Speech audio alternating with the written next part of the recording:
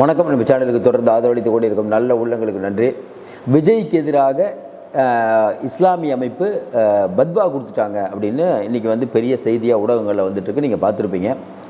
தமிழகத்தில் இருக்கக்கூடிய இஸ்லாமியர்கள் விஜய்கிட்ட எச்சரிக்கையாக இருக்கணும்னு சொல்லிட்டு யூபிஐ சேர்ந்த ஜமாத் அமைப்பு பெருசாக பேர் நம்மளால் படிக்க முடியல. அது சொல்கிறதுக்கும் கஷ்டமாக இருக்குது. ஏன் இதை சொல்கிறோம்னா, இப்போ இன்றைக்கி விஜய் அவர்கள் இஸ்லாமியர்களை கொச்சைப்படுத்திட்டாரு அப்படின்னு இன்றைக்கி சொல்ல வேண்டிய அவசியம் என்ன? இன்றைக்கி தான் உச்சநீதிமன்றத்தில் விஜய் திமுக போட்ட வழக்கு வந்தது வக்பு வாரியத்துக்கு எதிராக. அப்படிப்பட்ட சூழ்நிலையில் விஜய் எங்கே இஸ்லாமியர்களை மனம் புண்படுற வகையிலையும் மனத்தை காயப்படுத்தக்கூடிய வகையில் எங்கே நடந்தாலும் நமக்கு ஒன்றும் புரியல. ஏன் இந்த திடீரான இந்த அறிக்கை? நல்லா ஒன்று புரியுது. யார் இந்த அறிக்கையை விட வச்சுருப்பாங்க? நல்லா யோசனை பாருங்கள். இன்றைக்கி இஸ்லாமியர்கள் வாக்கு தமிழ்நாட்டில் யாருக்கு போகும்? கொஞ்சம் யோசனை பாருங்கள். அப்போ யார் இவ்வளோ நாள் இல்லாமல் ஞான உதயம் எப்படி வந்தது? இதில் பின்னணியில் இருக்கக்கூடிய நடைபெறக்கூடிய விஷயங்கள்லாம் சாதாரண குழந்தைக்கு கூட தெரியும் எதனால் நடக்குதுன்னு. தெரியாமல் இருக்கும். விஜய் திரைப்படத்தில் இஸ்லாமியர்களை தவறாக சித்தரிச்சார். நீங்கள் அவங்க அறிக்கை குற்றத்தை பார்த்தீங்கன்னா, அதேமாரி இஃப்தார் நோம்புங்கிற பேரில் சமூக விரோதிகளை அழைத்து சென்றார்னு. நமக்கு தெரிஞ்சு சமூக விரோதிகள் யாரும் அழைத்து சென்றதா நமக்கு தெரியல. இஃப்தார் நோம்பு முடிஞ்சு கிட்டத்தட்ட 1 மாதத்துக்கு மேலே ஆகுது. இப்போ எதுக்கு இந்த அறிக்கையை விடுறாங்க? இன்னொன்று, விக்கிரவாண்டியில் அவர் நடைபெற்ற கூட்டத்தில் முறையாக தண்ணிலாம் விநியோகப்படலை, குடிக்கிறதுக்கு தண்ணி. இப்போ விக்கிரவாண்டியில் நடந்ததுக்கும் இஸ்லாமிய அமைப்பு ஏன் இதெல்லாம் சொல்கிறாங்கன்னு பார்க்கும்போது ஒரு விஷயம் நல்லா தெரியுது. இன்றைக்கி இருக்கக்கூடிய இஸ்லாமியர்கள் பெரும்பாலான தமிழ்நாட்டில் கேளுங்க, பரவாயில்லப்பா விஜய் நல்லா தான் பண்ணிகிட்ருக்காரு, பிஜேபி எதுக்குனுங்க, அவ்வளோதான் எங்களோட நோக்கம். பிஜேபி அப்படிங்கிற ஒரு பாசிச அரசை, அது திமுக எதுக்கிறதுனால தான் திமுக ஓட்டு போட்டோம். விஜய் நல்லா தானே பண்ணிகிட்ருக்காரு, அப்படி தானே சொல்லுவாங்க. ஏங்க, படத்தில் தீவிரவாதிகளாக காமிச்சாங்க அப்படின்னா, இதே மாதிரி தான் கமல் படத்தில் ஒரு பெரிய சிக்கல் வந்தது. நான் அந்த நாட்டை விட்டே போகிறேன்னாரு. நடந்துச்சா இல்லையா? அவர் திமுக கூட்டணியில் இருக்கார், அதுக்காக கமல் இருக்கிறார் கூட்டணி அப்படின்னு இந்துக்கள்லாம் இஸ்லாமியர்கள்லாம் ஓட்டு போடாமல் விட்டுருவாங்களா? என்ன பேசிகிட்டு இருக்காங்க நமக்கு ஒன்றும் புரியலையே. அப்போ நல்லா ஒன்று தெரியுது, விஜய் அப்படிங்கிற ஒருவரை பற்றி விமர்சித்தால் லைம் லைட்டுக்கு வரலாம். ஒன்று, தமிழகம் முழுக்க இருக்கக்கூடிய இஸ்லாமியர்கள் மத்தியில் விஜயை பற்றி ஒரு தவறான பிம்பத்தை உண்டாக்கணும் அப்படின்னு யார் பண்ணியிருப்பாங்கிறது நமக்கும் தெரியும், உங்களுக்கும் தெரியும். ஏன் இதை பண்ணுறாங்கன்னா, இன்றைக்கி நாள் அப்படி. இப்போ என்ன பயம்? திமுகவுக்கு என்ன பயம்? விஜய் அவர்கள் சிறுபான்மையுடைய ஓட்டுகள், இப்போ கிறிஸ்துவர்களாகட்டும் இஸ்லாமியர்களோட ஓட்டு 14% இன்றைக்கி அப்படியே சிந்தாமல் சிதறாமல் இன்றைக்கி திமுக விழுது. அதை தடுக்க வேண்டும் அப்படின்னா, இப்போ திடீர்னு விஜய் வந்ததுனால அவருடைய பார்வை இவர் பக்கம் போகுது. ஏன் பார்வை போகாமல் இருக்கும்? கொஞ்சம் யோசனை பாருங்கள். நாணய வெளியீட்டு விழாவுக்கு திமுக ராஜ்நாத் சிங்கை கூப்பிட்டு வரீங்க, உங்களுக்கும் அவங்களுக்கும் ஒரு டீலிங் அப்படின்னு இன்றைக்கி பெரும்பாலான மக்கள் நினைக்கிறாங்க. கெஜ்ரிவால்லேருந்து மணிஷ் சிசோடியாலேருந்து ஹேமந்த் சோரன்லேருந்து எல்லா வீட்டுக்கும் ரைடு வருது. மதுபான வீட்டில் உள்ளேயும் போடுறாங்க. ஆனால் உங்கள் வீட்டு கதவை இன்னும் தட்டவே இல்லை. அப்போ உங்களுக்கு எப்படி டீலிங் இல்லாமல் இருக்குமா? அதிமுக மேலே பிஜேபி ரைடு உள்ள சார், திமுக மேலே உள்ள சார். அதே மாதிரி பிஜேபியுடைய கூட்டணி கட்சியெல்லாம் விடலை சார். அப்போ மக்கள் என்ன புரிஞ்சுக்குவாங்க? இந்தியா கூட்டணியில் இருக்கக்கூடிய பெரும்பாலான கட்சிகள் எல்லா வீட்டையும் ரைடு வந்துருச்சு, உங்கள் குடும்பத்தை தவிர. நினைப்பாங்களா? நினைக்க மாட்டாங்களா? அப்போ இந்த விஷயம் விஜய் சொல்லும் போது இன்னும் அழுத்தமாக போகுது. என்ன பாருங்கள், இந்த இவங்களும் அவங்களும் அடிச்சுக்கிற மாதிரி அடிச்சுக்குவாங்க. பிஜேபி திமுகவோட மோதணும்னு நினைக்கிறாங்க, திமுக பிஜேபியோட மோதணும்னு நினைக்குது. அதிமுக ஒன்றும் இல்லை, முடிஞ்சு போச்சு. அப்போ நான் இருக்கிறது உங்களுக்கு இடைஞ்சல். அதனால் இவங்க 2 பேரும் இப்படி ஒரு கேம் ஆடுறாங்கன்னு விஜய் சொன்னது பெரும்பாலான மக்கள்கிட்ட எதிரொலிக்காதா? இல்லைன்னா உங்கள் வீட்டுக்கு ஏன் இன்னும் ஈடு வரல? இந்த கேள்விக்கு என்ன பதில்? இவ்வளோ நீங்கள் எதிர்ப்பீங்க.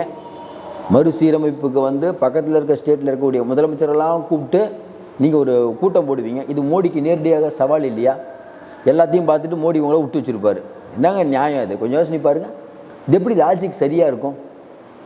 அப்போ விஜய் அவர்கள் இன்றைக்கி பத்வா கொடுத்துருக்காங்க அப்படிங்கிறது ஒட்டுமொத்த இஸ்லாமியருடைய எண்ணமான கண்டிப்பாக இல்லை. மோடி நம்ம சொல்கிறோம், இஸ்லாமியர்கள் அதுவும் குறிப்பாக பார்த்தீங்கன்னா அவருடைய உயரிய தத்துவம். அதனால தான் உலகம் முழுவதும் வியாபித்து இருக்கக்கூடிய இஸ்லாமியர்கள் ரொம்ப பொறுமையின் வடிவானவர்கள். இன்னொன்று எல்லாருக்கும் ஈகையிலேருந்து சொல்லிக்கிட்டே போன அவர்களை பற்றி. அப்போ அவர்கள் விஜய் பக்கம் திரும்பக்கூடாது அப்படிங்கிறதுக்காக திட்டமிட்டு பண்ண வேலை. விஜய் அப்படிங்கும்போது வெகுஜன ஊடகங்கள் இதை கவனித்து பார்ப்பாங்க. இப்போ என்னென்னா, பிஜேபிக்காரங்களுக்கு உள்ளுக்குள்ளே ஒரு சந்தோஷம், பரவாயில்லப்பா திமுகவுக்கு ஒரு சந்தோஷம், பரவாயில்லப்பா எதுக்குறாங்க விஜயை பற்றி. இதை வந்து பெருசாக சமூக ஊடகங்களில் வைரலாக்குறது. எப்படி விஜய்க்கு எதிராக வந்து இஸ்லாமியர்கள் யாருப்பா திரண்டா, எந்த இஸ்லாமியர்ப்பா திரண்டாக? இந்த பிஜேபியில் பார்த்தீங்கன்னா ஒரு தொப்பி போட்டு 2 பேர் பேசுவாங்க. இஸ்லாமியர்களுக்கு ஆதரவாக மோடி செயல்படுகிறார், இஸ்லாமியர்களுக்கு ஆதரவாக மோடி செயல்படுறாரா? மோடியோட நோக்கமே ஒட்டுமொத்த பாயெல்லாம் ஊரை விட்டு விரட்டணும்னு. அவர் இப்படி இஸ்லாமியர்களுக்கு பாதுகாப்பாக செயல்படுவார். ஏன்னா அதெல்லாம் செட்டிங் பண்ண ஆளுங்க. இதே மாதிரி முக்தார் அப்பாஸ் நக்வின்னு ஒருத்தர் இருந்தார், சென்ட்ரல் மினிஸ்டர் இருந்தார். அதுக்கப்புறம் என்னாச்சுன்னு தெரில. இந்தியாவில் பிஜேபி அப்படிங்கிற ஒரு கட்சிக்கு ஒரு கவுன்சிலரோ ஒரு எம்எல்ஏவோ எம்பியோ யாருமே இஸ்லாமியர்கள் இல்லை. அது ஒரு மோசமான கட்சி. அதாவது பிஜேபி மேலே பாயறதை விட்டுட்டு நீங்கள் என்ன பண்ணணும், மோடிக்கு பத்வா கொடுக்க வேண்டியதானே? ஏன் இன்றைக்கி திடீர்னு இவரை கொடுக்குறீங்க, விஜய்க்கு கொடுக்குறீங்க? அப்போ இது வந்து பின்னாலேருந்து இயக்குவது யார்? ஏன்னா இவர்கள் ஒரு ரிப்போர்ட் எடுத்திருக்காங்க. அப்படி தான் புரிஞ்சுக்கணும். இல்லைன்னா கைப்புண்ணுக்கு கண்ணாடி வேணுமா? நம்ம ரிப்போர்ட்டை வந்து நீங்கள் பக்கத்துலேருந்து பார்த்தீங்களா? நிறைய பேர் கேட்பாங்கல்ல, ரிப்போர்ட் எடுத்தால் உங்களுக்கு எப்படி தெரியும் சார்? 1 1 2 தான். கொஞ்சம் யோசனை பாருங்கள். துரைமுருகன் அவங்க பையன் கதிரானந்த் வீட்டில் ரெய்டு, கரெக்டாக டெல்லிக்கு போகிறாரு. என்ன காரணம் சொல்லுங்களேன்? டெல்லிக்கு போனது என்ன காரணம்? அவர் இல்லை அவர் வந்து அலுவல் சம்மந்தமாக போகிறாரு அப்படின்னு சொன்னால் நம்புவோமா?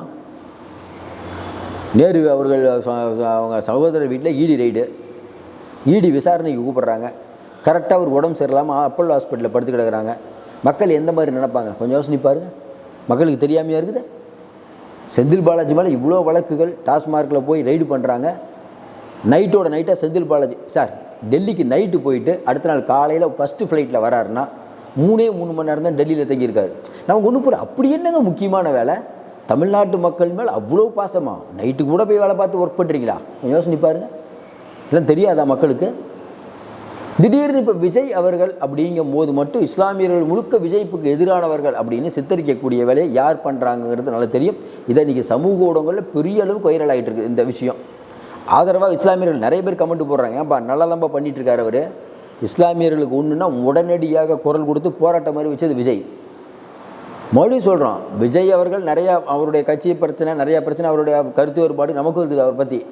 ஆனால் இந்த விஷயத்தை பொறுத்த வரைக்கும் விஜய் அரசியல் பண்ணுறாரு, இஸ்லாமியர்களோட வாங்க முயற்சிக்கிறாருன்னா உண்மை தான். நீங்கள் மட்டும் பண்ணல, நீங்கள் மட்டும் இஃப்தார் நோம்பில் போய் நோன்பு கட்சி கொடுப்பீங்க சார். பிஜேபி இஃப்தார் நோன்பு வைக்கிது சார். விஜய் அவரை காண வந்த கூட்டம் அந்த இஃப்தாரை அசிங்கப்படுத்தி திமுக இருக்கக்கூடிய பேச்சாளர் பேசியது அச்சில் ஏற முடியாத வார்த்தைகள். விஜய் வந்து அன்றைக்கி இஃப்தாரில் நல்லா தாங்க இருந்தார், தொழுகை என்னன்னாங்க இவங்கெல்லாம் போய் நோன்பு கடிச்சு குடிச்சு அவர் தொழுகையே பண்ண உடனே ஒட்டுமொத்த இஸ்லாமியருடைய பார்வை அங்கே போகாதா? விஜய் நல்லா தானே பண்ணுறாரு. அந்த பதட்டம் தான் இவர்களை விஜயை எதிர்த்து இந்த மாதிரி ஒரு அறிக்கையை கூட வைக்கிறது. மறுபடியும் சொல்கிறோம், இந்த அறிக்கை அப்படிங்கிறது வந்து மக்களுக்கும் தெரியும், இஸ்லாமிய மக்களுக்குலாம் தெரியும் இது யாரோ வேணும்னே பண்ணுறாங்கன்னு. இப்போ எதுக்கு நான் இதை பேச வந்தோம்னா, உயிபியில் இருக்கக்கூடிய ஒரு அகில இந்திய ஜமாத் அப்படின்னா, ஜமாத்து சொன்னால் ஒட்டுமொத்த இஸ்லாமியர்களும் கேட்பாங்க நீங்கள் சில பேர் நினச்சிட்டு இருக்கலாம். அது உண்மை இல்லைங்க. மறுபடியும் நம்ம சொல்கிறோம், இங்கே இருக்கக்கூடிய ஜவாகுரில்லாவோ இல்லை எஸ்டிபிஐயோ யார் வேணா இருக்கட்டும், இவங்க யாராவது பிஜேபியுடன் கூட்டணி போனால் ஒட்டுமொத்த இஸ்லாமியர்களும் எஸ்டிபிஐ கட்சியில் இருக்கவங்களும் ஓட்டு போட்டுருவாங்கன்னு நினைக்கிறீங்க? போக மாட்டாங்க. அது வேறு விஷயம். ஏன் சொல்கிறோம்னா, இஸ்லாமிய இயக்கங்கள் எவ்வளோ வலிமையாக இருந்தாலும் இஸ்லாமிய இயக்கங்கள் பிஜேபியை திட்டலைன்னா அந்த இஸ்லாமிய இயக்கங்களையே இஸ்லாமிய மக்கள் புறக்கணிப்பாங்க. இதான் இன்றைக்கி நிலவரம். யோசனை பாரு. அப்படிப்பட்ட சூழ்நிலையில், ஏன்னா தொப்பி போட்டு 2 பேர் பேசினாங்கன்னு வச்சுக்கோங்களேன், பிஜேபிக்கு ஆதரவாக உடனே இஸ்லாமியர்கள் பிஜேபி ஓட்டு போட்டுருவாங்களா? அதனால் இந்த விஷயத்தை பொறுத்த வரைக்கும் விஜய் அவர்களை அப்புறப்படுத்துவதற்கான தந்திரம், விஜய்க்கு எதிராக இஸ்லாமியர்கள் இருக்கக்கூடிய ஒரு மாய தோற்றத்தை உருவாக்கி கொண்டிருக்கிறார்கள். இது கண்டிப்பாக நடக்காது. ஏங்க இதெல்லாம் தெரியாமல் எங்கள் அரசியலுக்கு வந்திருப்பார். அதனால் இது என்னென்னா நமக்கு ஒன்றும் புரிய மாட்டேது. இஸ்லாமியர்கள எச்சரிக்கையாக இருக்கணும்னு இப்போ ஒரு அறிக்கை வருது, தூங்கி எந்திச்சு அறிக்கை விடுவாங்க பொழுது. இதை வந்து யார் பண்ணுறா என்ன பண்ணுறாங்கிறது விரைவில் தெரிந்துவிடும். விரைவில் தெரிந்து உங்களுக்கு ஏற்கனவே தெரியும். அதையும் தாண்டி வரக்கூடிய தேர்தலில் இவருக்கு பெரிய ஆப்படிக்க போகிறாங்க திமுகக்கு அப்படிங்கிற பயத்தில் இதெல்லாம் செய்யக்கூடிய காரியங்கள். இது வெகுஜன மக்கள்கிட்ட நிற்காது. இது விஜய்க்கு வந்து ஒரு நல்ல விஷயந்தான், அமைதியாக விட்டாவே போதும். இது ஒரு பக்கம். ரெண்டாவது முக்கியமான விஷயம், எடப்பாடி பழனிசாமி அவர்கள் டிடிவி தினகரன் மேலே இருக்க கேஸை வாபஸ் வாங்கியிருக்காரு. நீங்கள் கேட்கலாம், என்னங்க எடப்பாடி பழனிசாமியும் டிடிவி சண்டை போட்டுட்டு இருப்பாங்க, திடீர்னு ஏன் வழக்கை வாபஸ் வாங்குறாரு? ரெட்டலை கொடி, அம்மாவுடைய சின்னம் இதெல்லாம் பயன்படுத்தக்கூடாதுன்னு கேஸ் போட்டாங்க. ஓபிஎஸும் எடப்பாடியும் 2 பேரும் ஒன்றா இருக்கும்போது 25 லட்ச ரூபா நஷ்டஈடு கேட்டாங்க டிடிவிட்ட. இந்த வழக்கு இன்றைக்கி வரும்போது வாபஸ் வாங்கியிருக்காரு எடப்பாடி. இது ஒரு எப்படி சொல்கிறது, வாபஸ் வாங்காமல் கூட விட்டுருக்கலாம். ஏன் வாபஸ் வாங்குறாரு அப்படிங்கிறதுக்கு 1000 காரணம். ஒன்று, இனிமேல் அவர் ஒன்றும் பண்ண முடியாதுன்னு நினச்சிருக்கலாம். ஆனால் நம்மை பொறுத்தவரையில் இதை அப்படி பார்க்க மாட்டாங்க வெகுஜன மக்கள். டிடிவி, ஓபிஎஸ் எல்லாம், எடப்பாடி எல்லாம் ஒரே கூட்டணிக்கு போக போகிறாங்கப்பா, அதனால் வாபஸ் வாங்கியிருக்காருப்பா. தொடர்ந்து எடப்பாடி பழனிசாமி முன்னுக்கு முரணாக பேசி கொண்டிருக்கிறார். டிடிவிக்கு எதிராக அவர் போட்ட வழக்கை வாபஸ் வாங்கினது ஒரு பெரிய திருப்பமாக தான் பார்க்கப்படுதான். சொல்ல மாதிரி இவங்க ரொம்ப கேவலமாக திட்டிக்குவாங்க. இவர் அவரை திட்டுவார், இவர் திட்டுவார். அதுக்கப்புறம் நண்பர்கள்பாங்க, நம்மளும் பார்த்து ஓட்டு போகிறோம். இது காலங்காலமாக நடந்தது. இதெல்லாம் பெருசாக ஒன்றும் இல்லைங்க. ஏன்னா திமுக காங்கிரஸை திட்டாதான் நிறையா திட்டியிருக்காங்க. எல்லாம் ஒரே, அதாவது என்னென்னா, இனிமேல் எக்காலத்திலும் காங்கிரஸ் கூட கூட்டணி இல்லை, கூடா நட்பு கேடாய் முடியும்லாம் சொன்னவங்க தான். ஸ்டாலின் அவர்களே சொல்லியிருக்காரு நம்ம காங்கிரஸை பற்றி. அதுக்கப்புறம் கூட்டணியில் தான் இருக்காங்க. நேற்று நடந்த மேட்டர்லாம் பார்த்தா எந்த கட்சியும் எந்த கூட்டணியோடையும் இருக்கிறதுக்கான வாய்ப்பில்லை. அதனால் டிடிவி தினகரன், எடப்பாடி பழனிசாமி வாபஸ் வாங்கினது அவங்களுக்கு நல்லது. வேறு என்ன சொல்கிறது? ஏன்னா எடப்பாடி பழனிசாமி பயங்கர பல்ட்டிலாம் அடிக்கிறத நம்ம பார்த்தோம். கூட்டணி ஆட்சினால நான் தான் முதலமைச்சர், திடீர் இவர் தான் முதலமைச்சர். ஆனால் கூட்டணி ஆட்சி தான் அமித்ஷா சொன்னார், இல்லைங்கிறாரு. அதனால் அவர் ஒரு இதாக போயிட்டுருக்கார். மக்கள் கண்டிப்பாக பார்த்து கொண்டிருக்கிறார்கள். இந்த 2 திராவிட கட்சிகளும், திமுக ஊழல் கட்சி, அதிமுக ஊழல் கட்சி, ப்ளஸ் பிஜேபி மதவாத கட்சி, ப்ளஸ் ஊழல் கட்சி, இந்த இருவருக்கும் உங்கள் ஓட்டு போடுறாங்களா, இல்லை வெகு விரைவில் ஒரு மாற்றம் வருமா அப்படிங்கிறது வரக்கூடிய நாட்களில் தெரியும். மறுபடியும் சொல்கிறோம், விஜயை தவிர்த்து விட்டு இனிமேல் தமிழ்நாட்டில் யாரும் அரசியல் பண்ண முடியாது. நான் விஜய்க்கு சப்போர்ட் பண்ணுறேன்னா கூட இருக்கட்டும், யாருக்கு சப்போர்ட் பண்ணுற சொல்கிறீங்க? இந்த அளவுக்கு மோசமாக ஆட்சிக்கு நடத்திட்டு இருக்காங்களே திமுக, அதுக்கு சப்போர்ட் பண்ணுமா? இல்லை ஏற்கனவே மோசமான ஆட்சி நடத்தி மதவாத கும்பல் வராங்களே, இவங்களுக்கு சப்போர்ட் பண்ணுமா? பொறுத்திருந்து பாருங்கள். மீண்டும் சந்திப்போம். நன்றி, வணக்கம்.